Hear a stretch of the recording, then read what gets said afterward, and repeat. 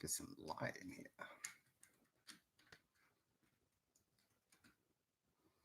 Yeah, that might help.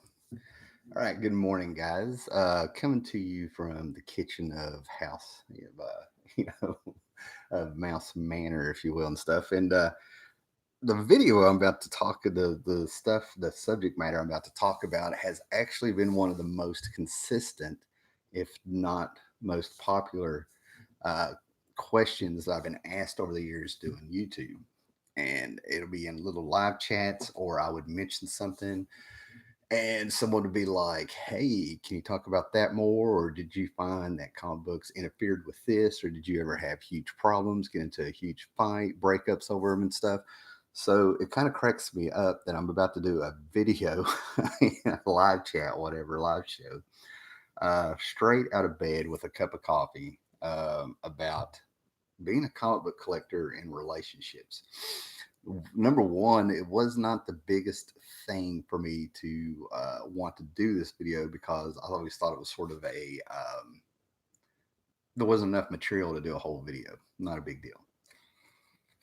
But certain things have gotten me thinking about it now and stuff. And it looks like we're going to have one of those days where this camera decides to act funny. So let me just try something here.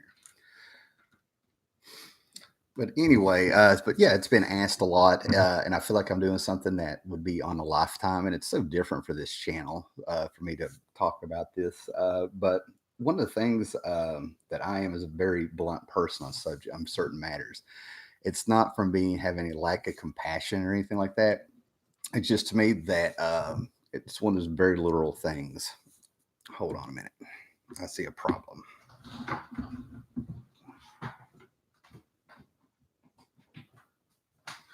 That might actually have something to do with it. So anyway, but when it comes to relationships and comic book collecting, it really has never been a problem, and I'll explain why. Because basically, it's not the comic books that's a problem; it may be you that are the problem, and that's one of the reasons I didn't want to do the video. You talk about this thing, I talk in generalities, and a lot of people will take it personal and stuff. But we all reach a point, and it's mostly from the man's perspective here that we just reach a point that you just kind of got to grow up and change a little bit, and I'll explain that. Now, one of the things that really made me go ahead and do this video is that uh, in December, I finally got a 3 volume set hardback of Alan Moore and Lena Gibby's Lost Girls, a very infamous book. And I'm only really comfortable kind of showing you the covers, right? Of course, it's a collected edition, it's Alan Moore, so I'm there. And the premise is that we have Wendy from Peter Pan, we have Dorothy from Wizard of Oz, and we have Alice from Alice in Wonderland talking about sex and sexual stories. They're in a hotel in Austria the night before World War I actually has the incident that starts it. And there's parts of it that's written brilliantly. There's parts of it that's interpreted, reinterprets the stories of Dorothy. The one I like is Dorothy being reinterpreted. But at the same time, the background is that this is pornography, erotica, sex, and things like that. And there's been chapters that absolutely disgusted me, yet there's been some, like I said, reinterpretations of those stories about a coming of age that I thought was actually well done. And but what really bothers me is the promiscuity. It's a rainy Sunday morning. How promiscuous some people are in it. That's what really bothers me. But it doesn't matter what I think because it's a fictional story. Instead of violence taboos, absolutely, yeah, yeah. Ross Sanders is right on there, right? But it's the story behind it, this book that I found fascinating, and I'm bullet pointing it, right? Just a little side note here before we stay on track. This camera doesn't do this again all day, but to keep it on track, basically Melanie Gibby and Alan Moore met. They decided to do this project, and they decided for various reasons just to go ahead and complete the whole story, then put it out for print. And they ended up spending 16 years on this. In that time, Alan Moore has joked how like there's nothing like getting into a relationship while you're working on porn with somebody, which I kind of laughed at. And they ended up getting married and being a couple, which just kind of goes to show you that when it comes to relationships and stuff, there really is somebody out there for everybody. It's just a matter of when you find them and how you find them. Because men have a very romantic take on relationships. We are more romantic in our thinking than women are.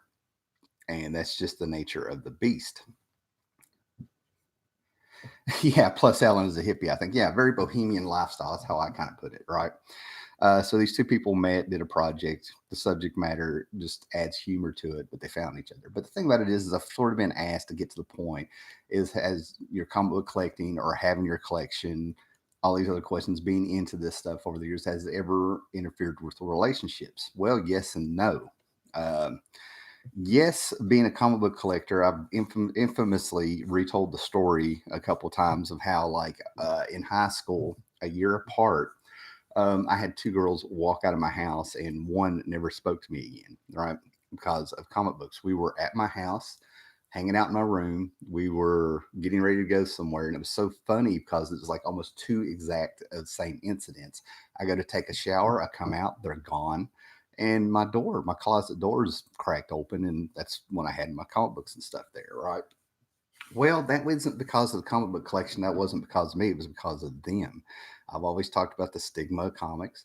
I've always talked about, having, I talked about it quite a bit there for a little bit, but when there was this uprising the last couple of years saying that women should be in comics and into comics and all this stuff, and they were saying that they get stared at in comic book shops and things like that, I called bullshit on it because growing up, you didn't talk about comics. Girls were not interested in you, and in general, girls wouldn't talk about comic books, and they sort of looked at you funny and thought less of you if you were a comic book collector.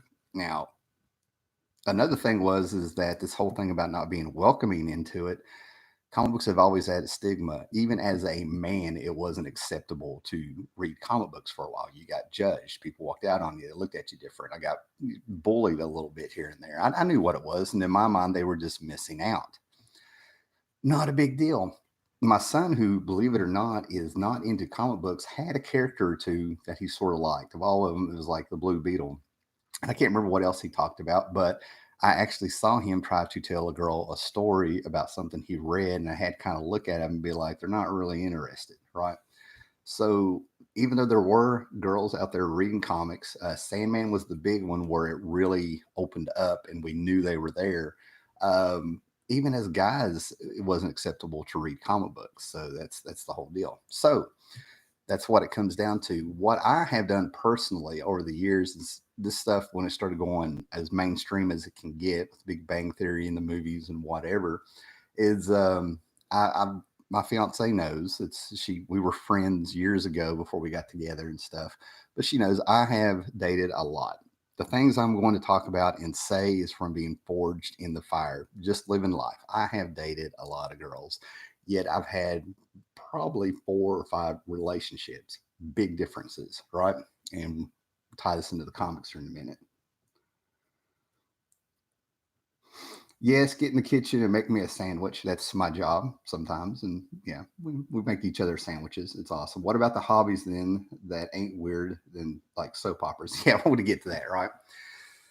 So basically, the first question is: has the comic book collection ever interfered with your relationships? I've already kind of touched on that a little bit, but here's what I've done to get a little bit proactive. Just continue what I was saying is, this stuff got more mainstream, more popular. I started hearing words like geek chic and all this stuff, words that I don't embrace and never will. And that also plays into yourself in a relationship. And I'll tell you why.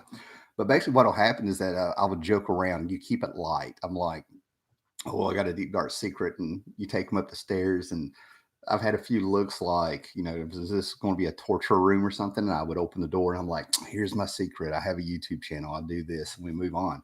We'd already been hanging out. We'd already been talking. We'd already been doing things. I already got to know each other, or we knew each other. And I'm like, well, here it is, and it's not a big deal. Throw it out there. There's the door to leave. You know what I mean? Because if you feel like you're going to point the blame at a hobby that you have, the one or two things are going on. There's a problem with you, or there's a problem with them, or you two are just not compatible. Period. It's not a bad thing. There are red flags in this day and time that people ignore, or they haven't learned to do it, or there's a maturity problem. That's why I didn't. That's why I haven't really done a video like this, because it can get complex when it shouldn't.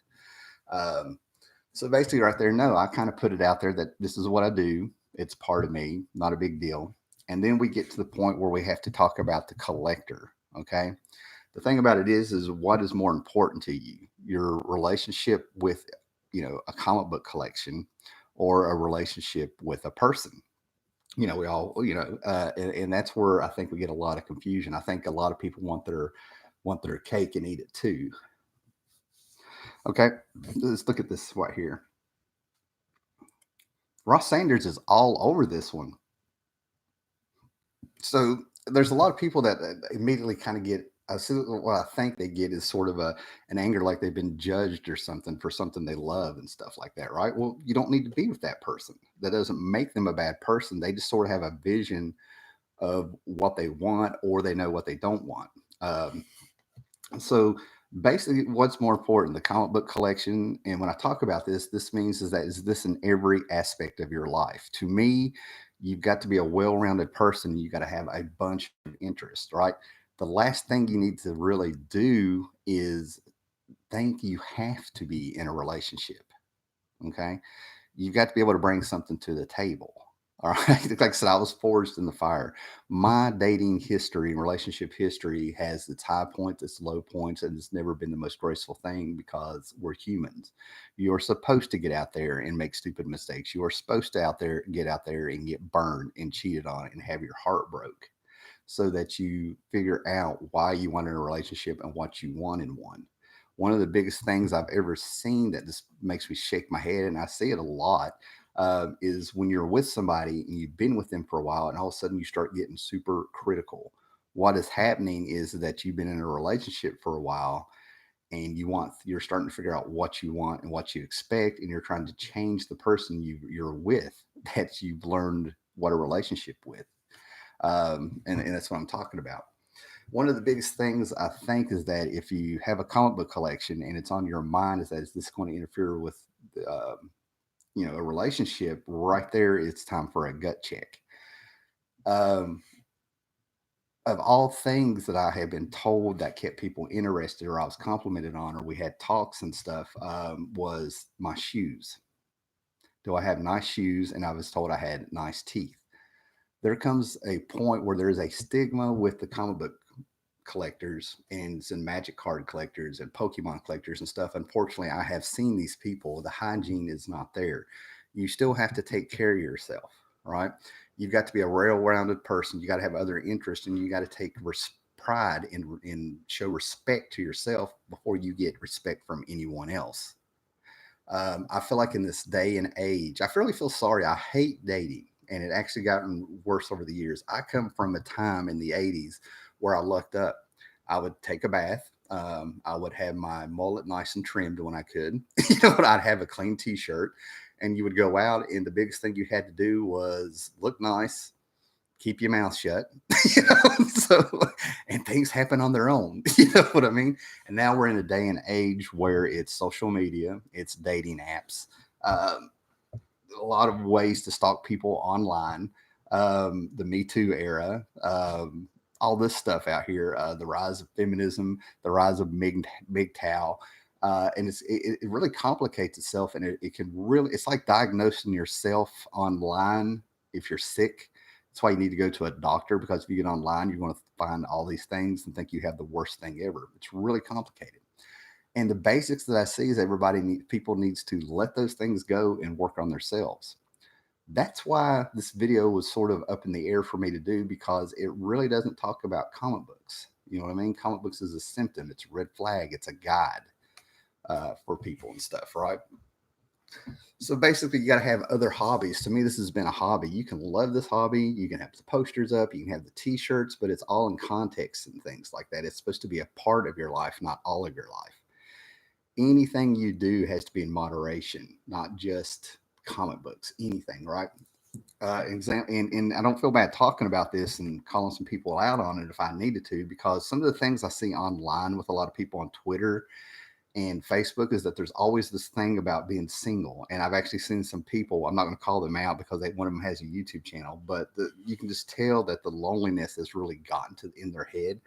And the longer you're lonely, not maybe alone, if you're alone, you can be lonely, but when you actually are alone, it kind of messes with you and you get some emotions you can't deal with.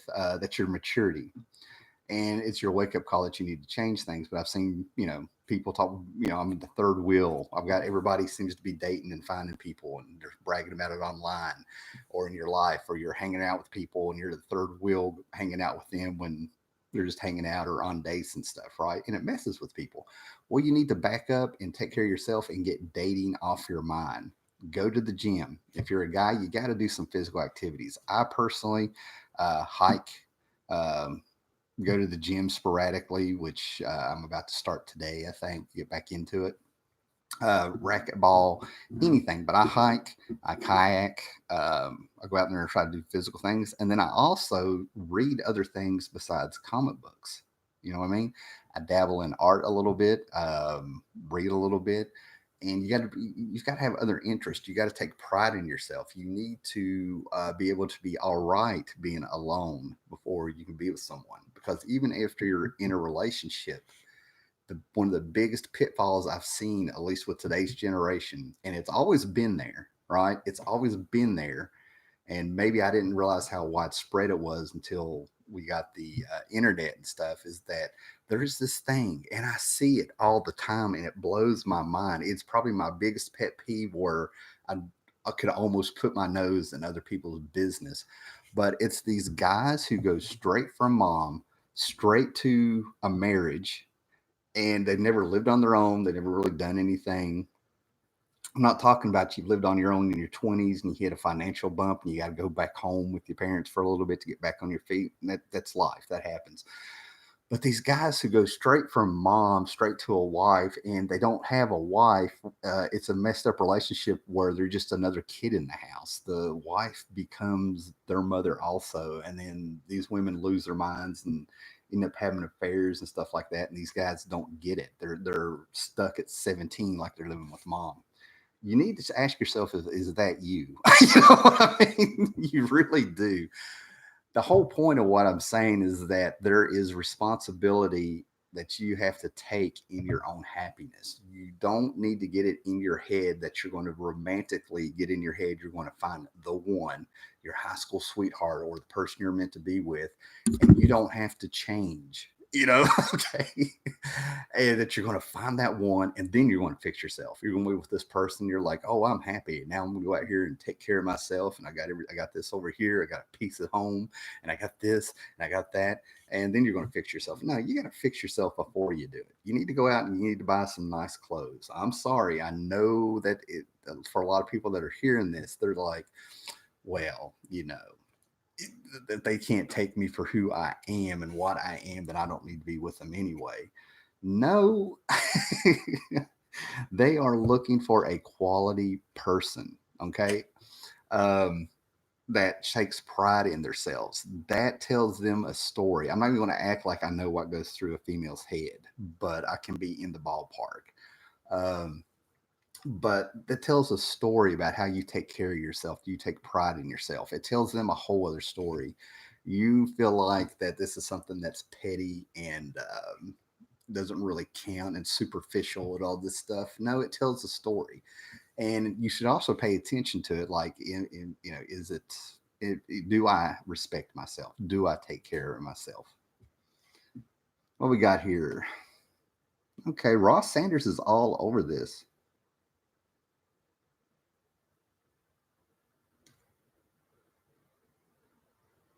Back on, Ross. Let me see if I can. Ross Sanders is like, get a job. Friar Tuck, are you a counselor of some sort, work wise?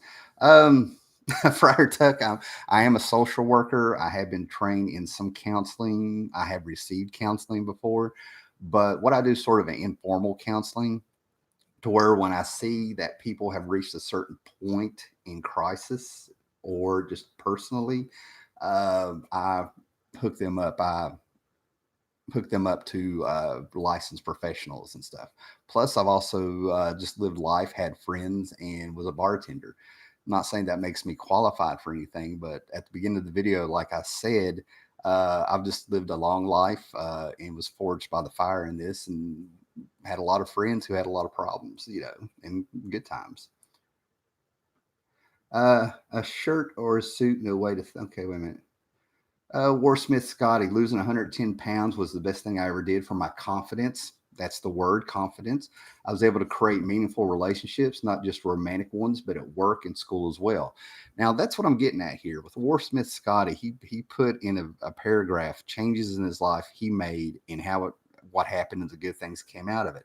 He is somebody that I would go and ask a few questions to, right? Because nobody is going to fix you. Nobody's going to fix you. You are a person.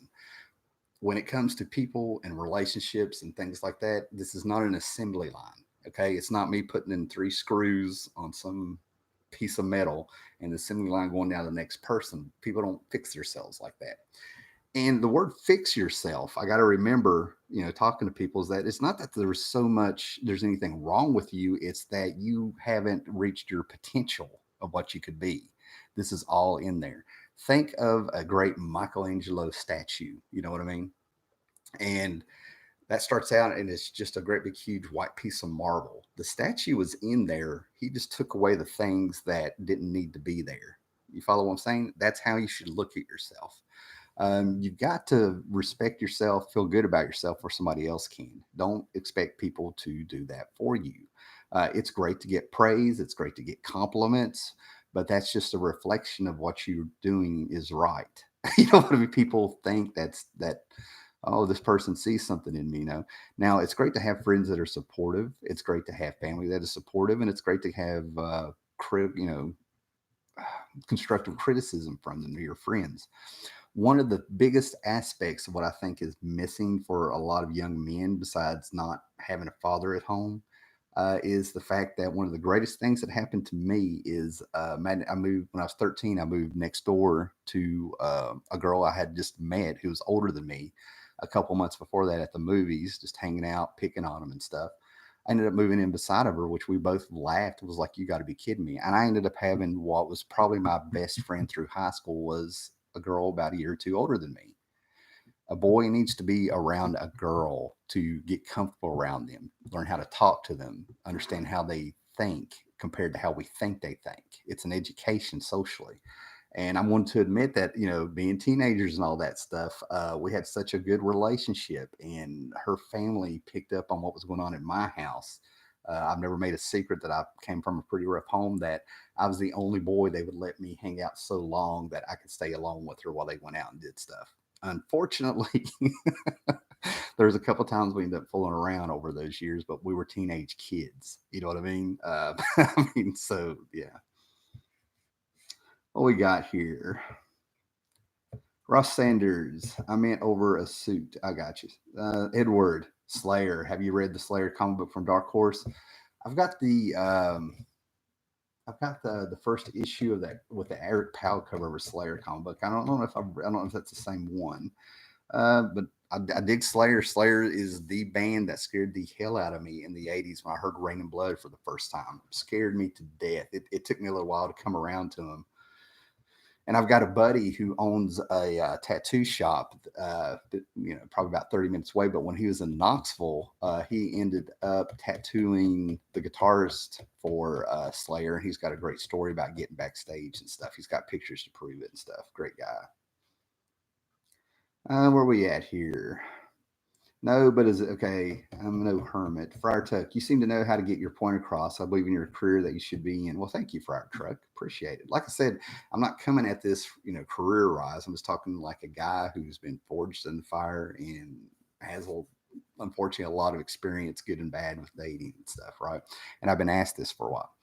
So the whole thing is what we get off on is that you get away from the comic books. There's nothing wrong with being a comic book collector, but you got to keep yourself in check. I really feel bad for these guys that I see where it's in every aspect of their life. Um, you got to round yourself off a little bit, find some other interest. I mean, you've seen my comic book collection. You've seen me doing this for years. I love this stuff. I share this stuff and everything like that. But like I said, there's a whole life out there to try to be fulfilling.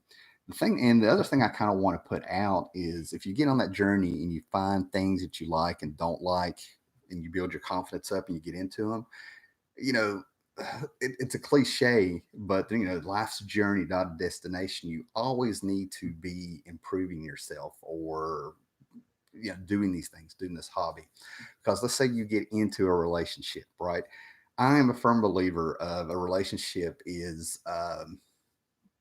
equal in the fact that you're both equal in a relationship, but you still have different roles, right? As you get older, one of the things I can say that I've noticed is that, relationships start out in a whirlwind. Apparently, I've had a whole bunch of those. And then we get past, very few have gotten past this. But you're hanging out all the time, you're screwing your brains out, you're having a good time, you're meeting your friends, it's new love, and you're in all this stuff. But for the long term, you got to keep your head about yourself. You got to be able to separate yourself every now and then from the relationship and still do things for you. We're talking, and these things for you actually benefit the relationship. We're not talking about selfishness. You still got to upkeep your appearance. You still got to hang out with your friends every now and then. You still got to socialize and stuff.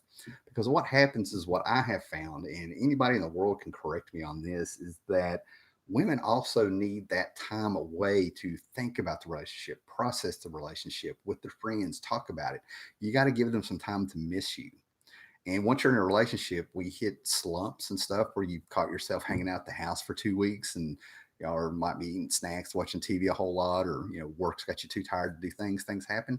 You got to keep it in your mind. You still got to keep acting like you're dating. That's my biggest piece of advice for people to keep it happy. Because before we go way off here, kids can lead the a relationship, release the kids, responsibilities, life gets you and stuff.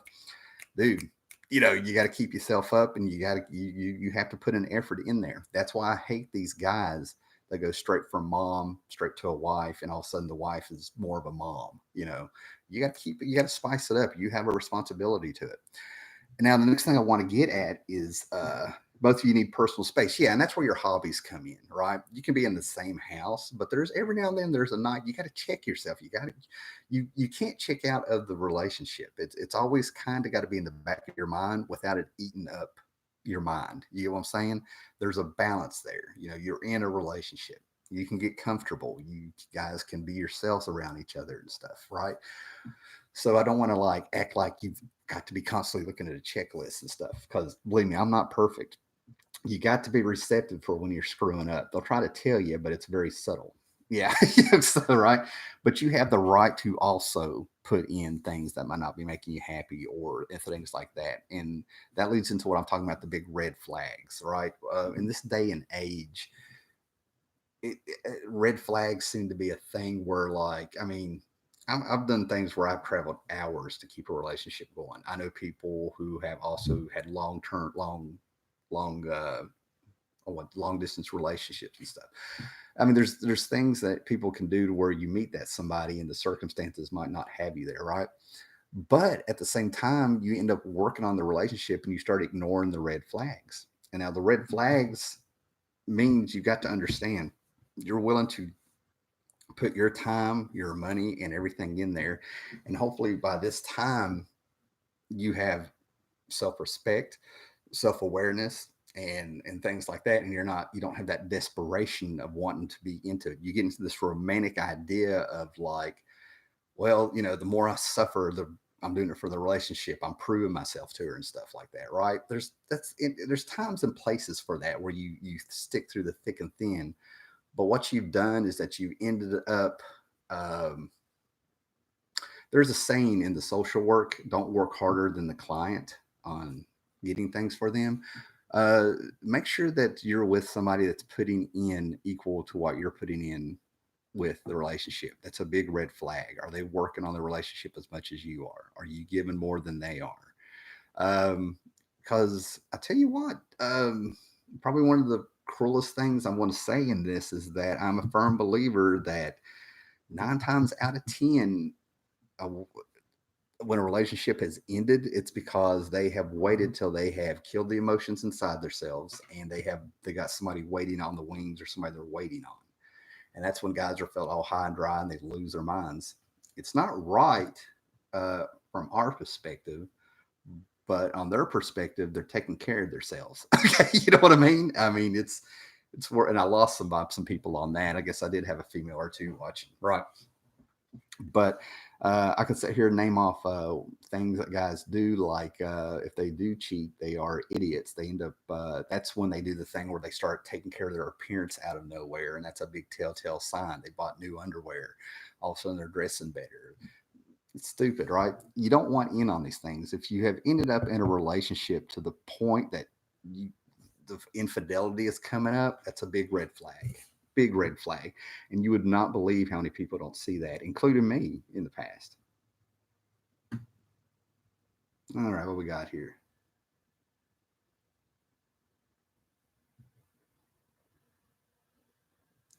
Okay, Warsmith Scotty. It's too easy to isolate yourself nowadays. Everything you need can be found on your phone or computer. That's what I mean. Get out in the sun, do things. Like I said, I use things for example. I'm far from perfect, but like I'm going to get a fire pit for the backyard and things like that. You know, I do YouTube. I've been taking steps to get off of social media more and more and more. You got to do things. Yeah, you're absolutely right. And I'm not a big fan of people. Or you know what I mean? I like persons, if that makes sense, right? Uh, Ross Sanders, any more metal rock bands you like or loved him other than Slayer or Pop Slingers? Tons, tons. Uh, Megadeth, Temptations,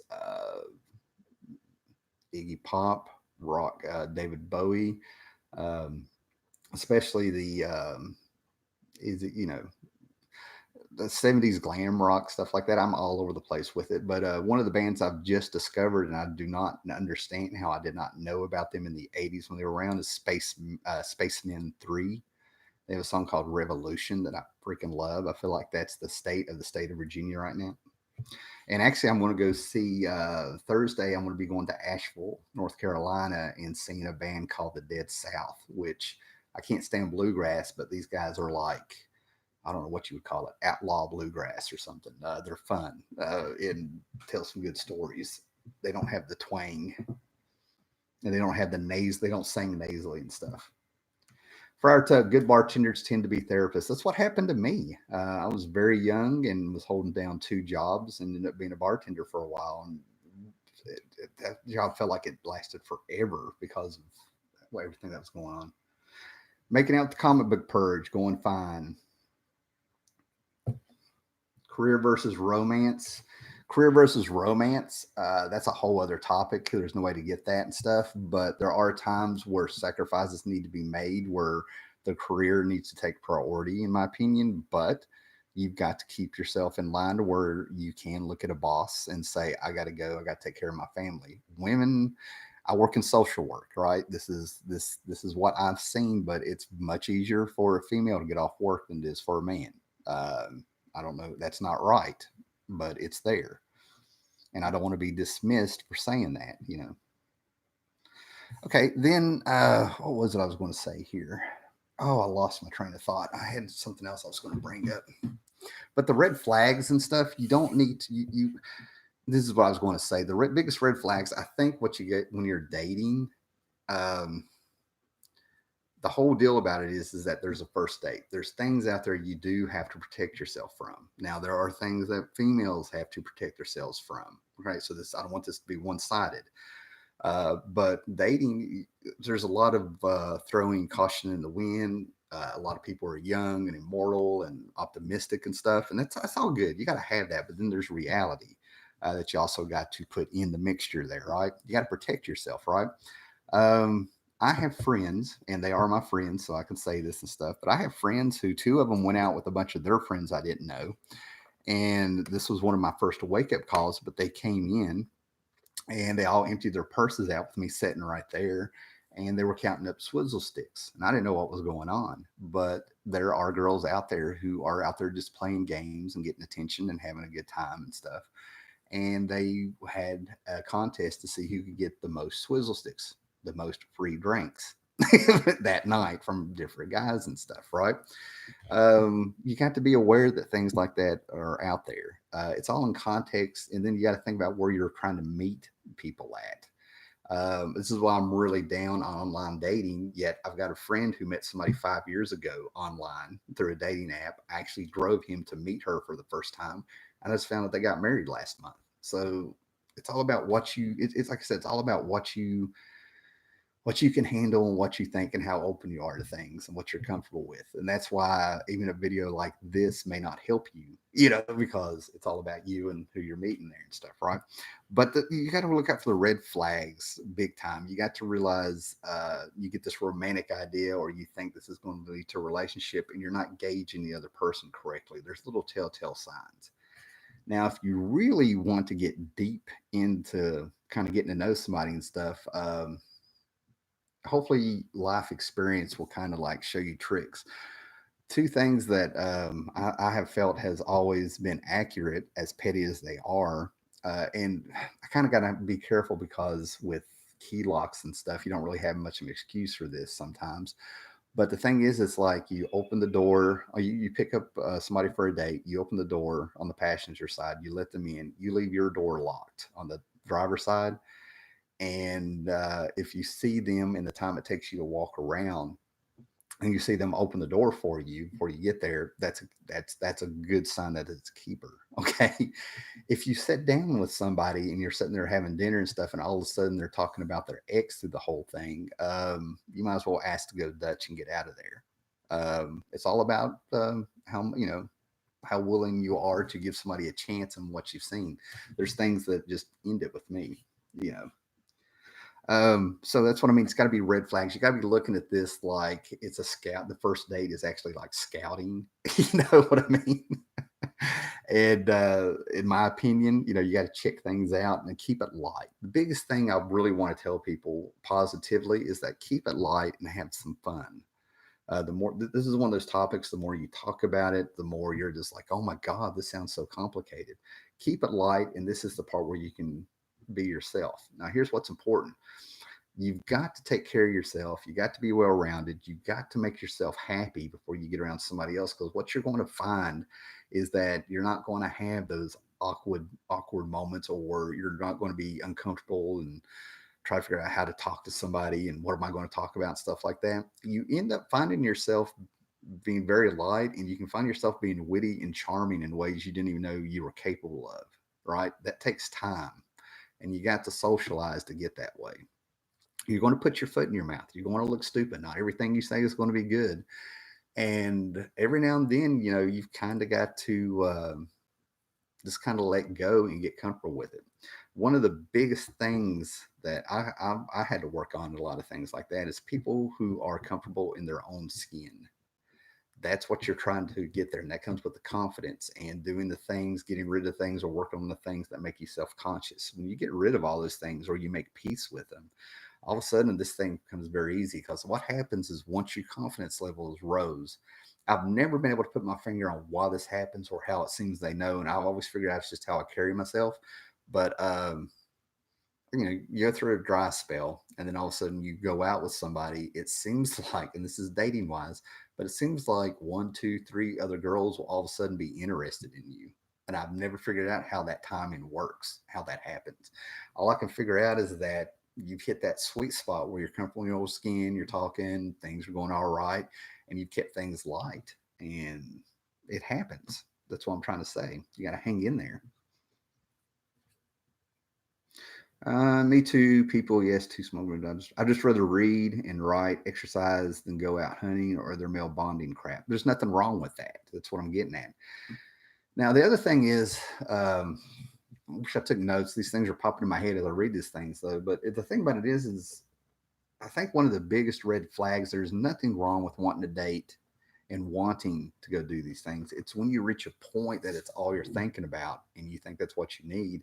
I think people need to realize there's nothing wrong with being single. Okay. I joke. I go to the movies by myself every now and then, even now. And I'll make a joke about getting the kids popcorn. I'll make a joke to them like, I'm going to get the secure enough to go to the movies by myself popcorn plan, just joking around stuff.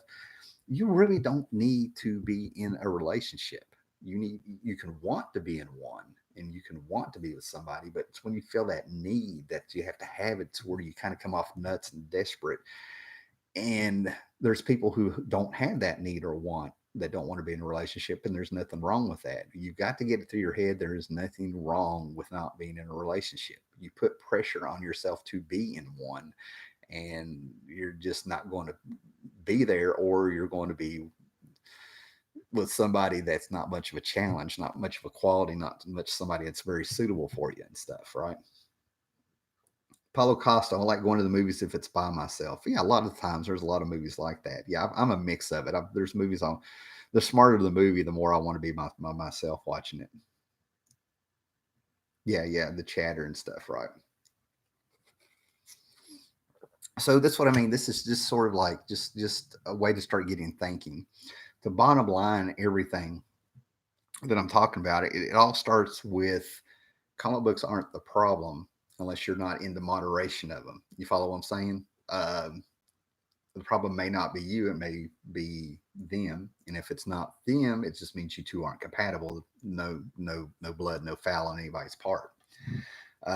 Grow up a little bit, get some maturity, take care of yourself, be active, do other things that make you happy and stuff, and get out of the mindset that you have to be in a relationship. Be happy with yourself or get on that road. And I mean, these are just basics. And what I'm telling you here isn't like an epiphany. Okay. That's what I mean. These are things that I may have been told or I did learn on my own, but people have known this stuff forever. I think it's just getting out of your comfort zone a little bit and allowing yourself to grow and getting that confidence you need. The first step is all you have to take.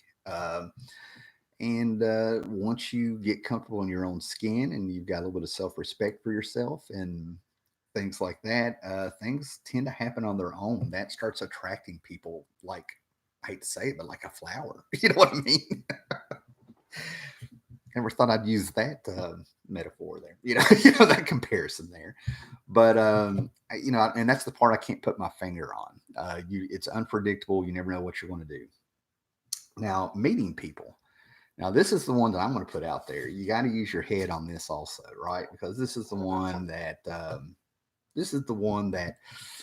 I was, I knew it and then I forgot it. Then I doubted myself. Then I came back around and I'm right. But it's where you meet people. One of the things I got told one time by somebody who was sort of a family member was like, "Oh, you like pretty girls." I didn't quite get what that meant, but you hang out at bars, you hang out questionable places, the nightlife, clubs, and all that stuff. And I'm not saying that people cannot meet there and end up having a relationship, right? But 9 times out of 10, you go to those places and the people you're meeting there are regulars. Well, they're into a lifestyle. Dating apps, I don't care what anybody says. I'm calling it out, but most people that use those are for hookups. All right. They're for hookups and stuff, right? These are not the people that you want to get stuck on and try to have a relationship with. Okay. There's places everywhere to meet people. Okay. Fall festivals, malls, things like that, having lunch. Things like that. There's you got to kind of open your mind to the opportunity. It could be anywhere. You just kind of got to be on your game and relaxed at the time to be there. This is why it's important to take care of yourself and get in that habit. You never know when you might meet somebody, but there are places you can meet people where sex is easy, but there's the relationship. That's the hard thing to really get. Any dummy can get laid. Period. I'm calling it. I mean, I don't care.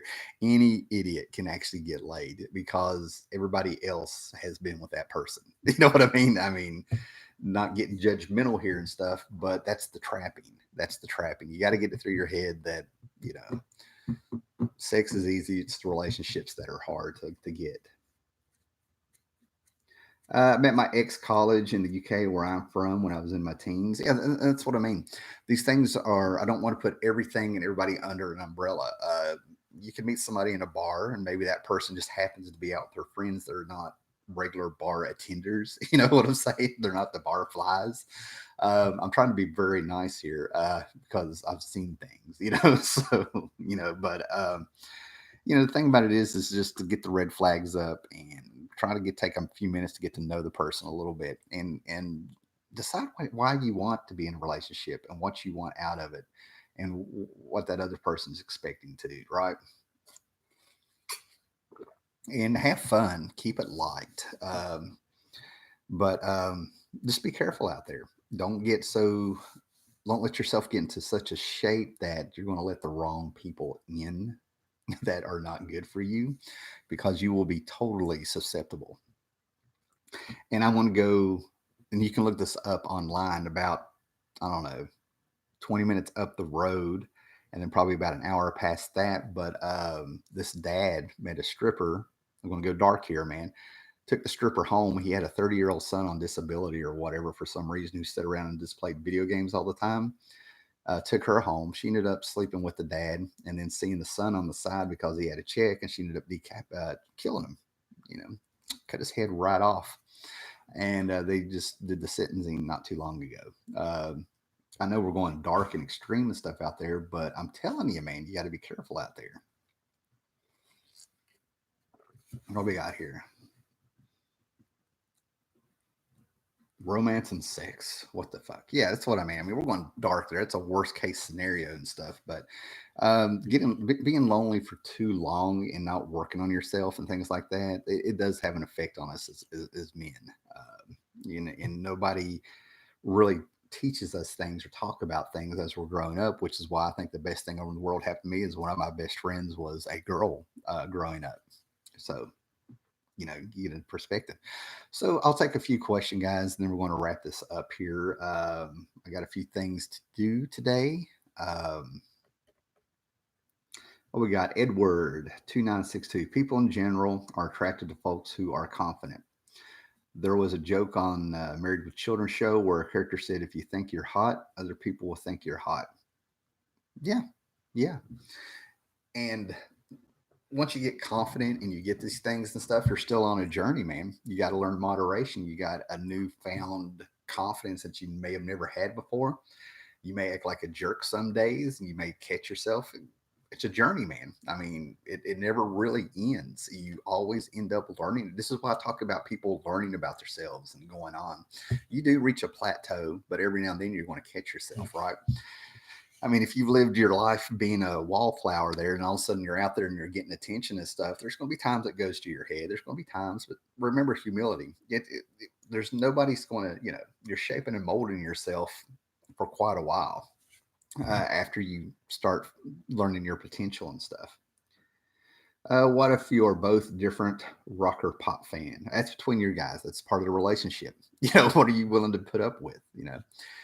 Unfortunately, I am a believer, and this is through my life experience. Grain of salt on this one, guys. Grain of salt on this one is that you've always got to keep it in the back of your mind that you can walk off. That doesn't mean walk off at the drop of the hat the first time there's an argument, the first time things get hairy, first time somebody gets sick, so first time there's bad news. It's all about when is this starting to take a really bad toll on you over time and stuff like that. So this is why I laugh when I actually found out that keeping the toothpaste cap off the toothpaste and these petty little things that people argue about. I just want nothing to do with that because it's not important. When you get older, there's going to be more important things to work on. If somebody can't get past the petty stuff, they're either too immature or they're freaking crazy. That's me, Edward, I don't know. I'm not sure any idiot can get laid. That's why we have old cat ladies and incels. Okay, so let's see. All right, Edward. It's not me trying to win an argument here. When I say that any idiot can get laid, any idiot can get what I don't know what the going price is, but any idiot can get a couple $100 or even $50 or whatever, and go to a bad part of town within an hour or two of where they live, anywhere where they live, and probably get a freaking hooker. Okay, that's the one. There's, I've moved to a place where 30 minutes up the road on a place called Mercer Street in Princeton, it's well known that there's hookers walking up and down the road there. in hillbilly town, his city there. You know what I'm saying? So yeah. When we get into terms like incels and stuff like that, I don't get into those things. I think those are very cruel terms, but I totally get where they came from, and that there are people like that. Yeah, and get the STD too. And that's what I mean. We're not going to get into a public service announcement with this video and stuff, but you got to use your head. You know what I mean? There's things you got to do to use your head. STDs maybe is where I should have started instead of going straight to the murder, but I think you get what I'm saying here. Okay, guys. Well, I haven't been crucified in this one. I haven't had anybody come after me for talking in here. All the beta male things. Look, I mentioned before this that there's things like the feminism movement that's been out there, and this stuff has really turned into things like fads. Part of getting my bachelor's was learning about the history of feminism. Social work came from feminism. There's been a lot of great things that came from feminism. It's just what's happened to feminism in, like, I don't know, the last 10 years that's made it, unfortunately, a joke and actually set the movement back to the 50s, believe it or not. And then you come up with these guys who call themselves male feminists, and you got the MGTOW movement and Me Too movement and all that stuff like that. A lot of people that are into this who become betas and stuff like that, they're doing it to get laid. Do some of them actually believe what they're involved in? Sure, but at the end of the day, they're just trying to get laid and get a relationship. They're getting in there, and I have seen this in real life. I have seen this in real life. This isn't me looking at the internet and seeing all this stuff, right? The thing about it is that if you are, and I'm going to say it, I don't care. I really don't care about this. I mean, this is one of the things that get me. These betas are the people that I'm talking about who go straight from mother to a wife, and the wife becomes the mother's. Betas are men who have taken the easy way out, having somebody take care of them or take care of things. Oh yeah, you believe in this? You have taken the level of responsibility off the men. Okay, and they are perpetuating getting through life easily to where they get to a point they can't do anything. They're stuck. They're lost. It's not healthy emotionally, mentally, anything. Right? Um, and to me, a lot of it is a choice. Okay, you know what I mean? It's a choice. Beta males, I'm not saying they're a lost cause. I'm saying just leave them where they're at, because if you're dating, the competition has gone way down. Okay, because I'm going to go ahead and tell you. I'm going to go ahead and tell you. It's like a girl who has a boyfriend and they decided to cheat with another guy. One of the reasons they may not go with that other guy is that even though that guy is having a good time right now, in their head, they're sitting there thinking, I'll never have a relationship with this guy because he'll cheat. He's cheating with me on other people and stuff. Same thing with beta males. They can say what they want. They can be in this movement and everything like that. But at the end of the day, when it comes to choosing a man, they're not going to go with a beta. You know what I mean? Unless they can get something out of him, and that goes to the person, not because of their gender. I can go on and on about this. I'm making sure I don't go on a rant. But any man that's chose to be a beta, and it was not the circumstances of his life that put him there, they're not a man. Don't even just ignore them. They're harmless. They're petty. They're bitchy. Their behaviors. And Dr. Gad Saad has a great name for the present day male feminist, which he uses in his work on evolutionary psychology. Sneaky fuckers. That's what I. There we go. Yeah. Asexual. Look, the labels that are coming up, this asexual, pansexual, and all this stuff, these labels and stuff like that. It's time to step away from the internet and being an adult.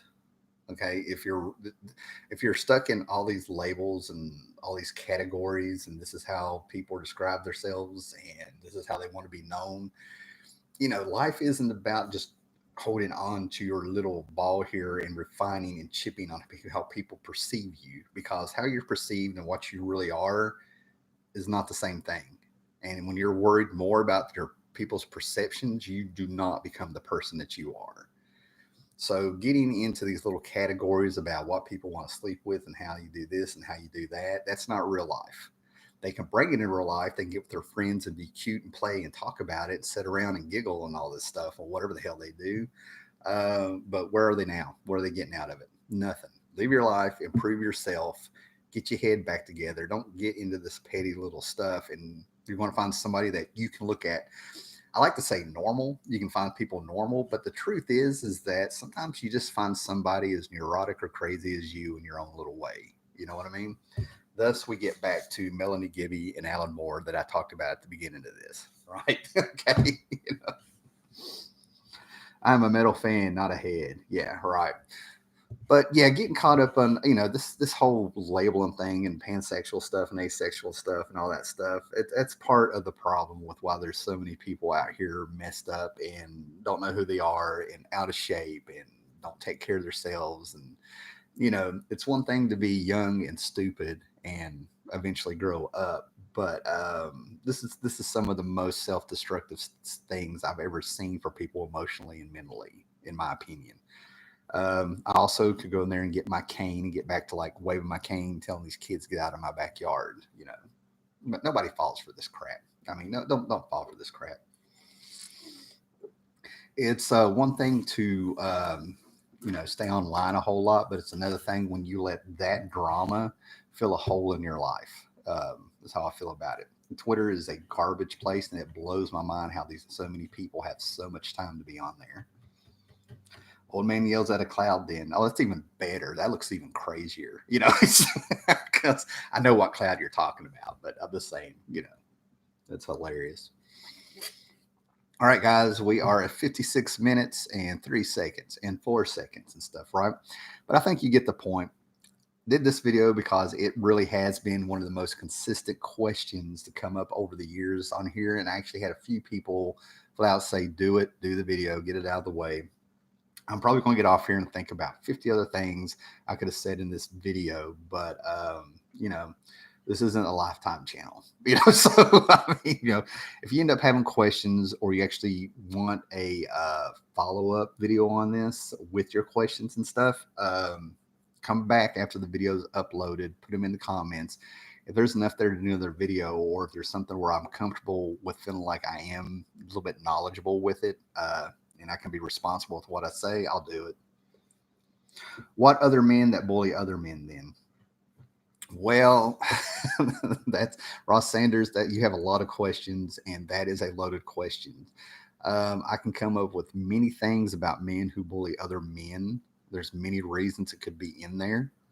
I think the most important thing, though, is it's cool to understand a bully, to maybe figure out why they do what they do, and maybe you can reach a point with them where you can talk to them and stuff. But I'm old school. To me, real men with integrity, when they have reached a point where it is time to punch them in the face, a real man with integrity, that's what they need.